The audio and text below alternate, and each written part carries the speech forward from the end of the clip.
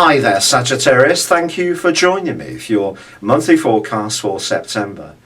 Yours is a free spirit, and you're usually at your best where you have a degree of flexibility in the way that you approach life, be it around your work, your relationships, or your interests.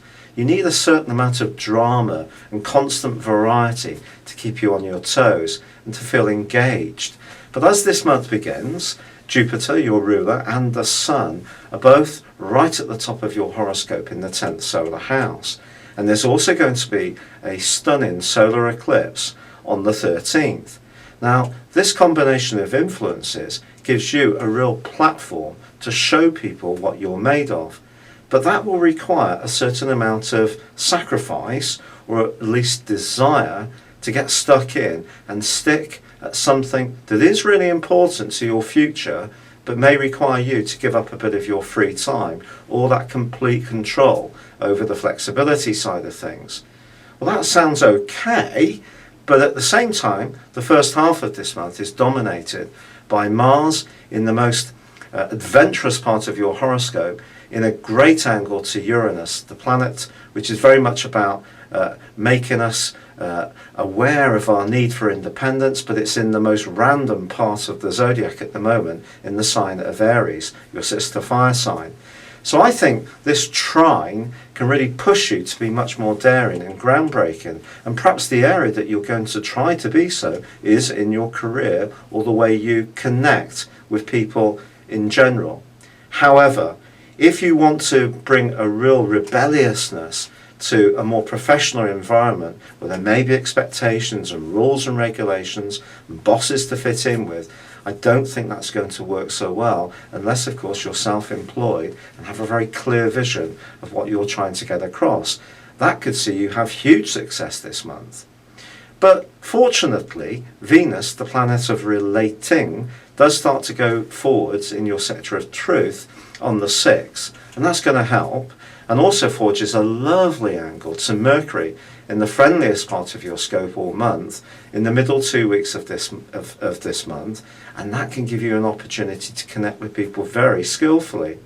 However, Mercury does start to go into a retrograde for mid-month, and Saturn, the planet of structure, returns back to your sign, which had a little bit of a vacation from over the last 4 months, but it's going to be with you for the next 2 years. Now, Saturn is probably one of the most fundamentally important influences in the entire zodiac. It is a higher octave planet, an outer planet, and it moves very slowly, and its pattern can have an impact on us from anything up to 26 to 30 years, just depending where it is in your natal chart. But I think now it moves back into your sign, it's really saying to you, you need to knuckle down and narrow your focus onto the things that are truly important. Whereas Jupiter is pushing you to raise your head above the parapet and be a bit more daring. So how do you balance the two principles? Well, I think it is all about good decision making. Deciding the things that you want to focus on and putting all of your energies into them will be very successful for you.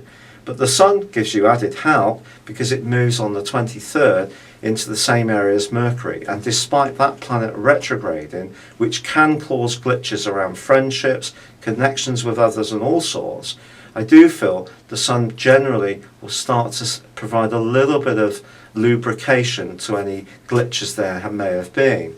But then there is a lunar eclipse which occurs on the 28th, and this occurs in your sister fire sign of Aries. Of course, Uranus is in this location and is important this month in its connection with Mars. So how is it going to pan out in terms of fitting in with that solar eclipse of the 13th, because they do work as pairs? Well, the backdrop for the next 6 months for you, I think, is saying to you, you're going to need to be creative, you're going to need to express yourself, but you need to play within the rules of society as it is, unless you're lucky enough to have a real opportunity to control things. And none of us has that level of control all of the time. We have to make trades.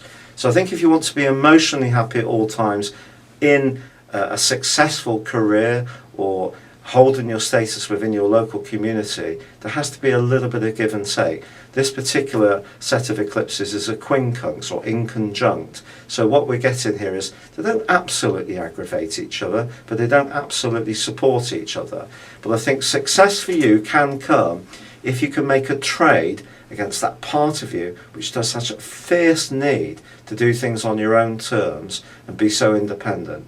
But if you want it absolutely your own way, it may not go quite as smoothly. So that's it for you. Thank you for joining me, Sagittarius. Good luck and goodbye for now.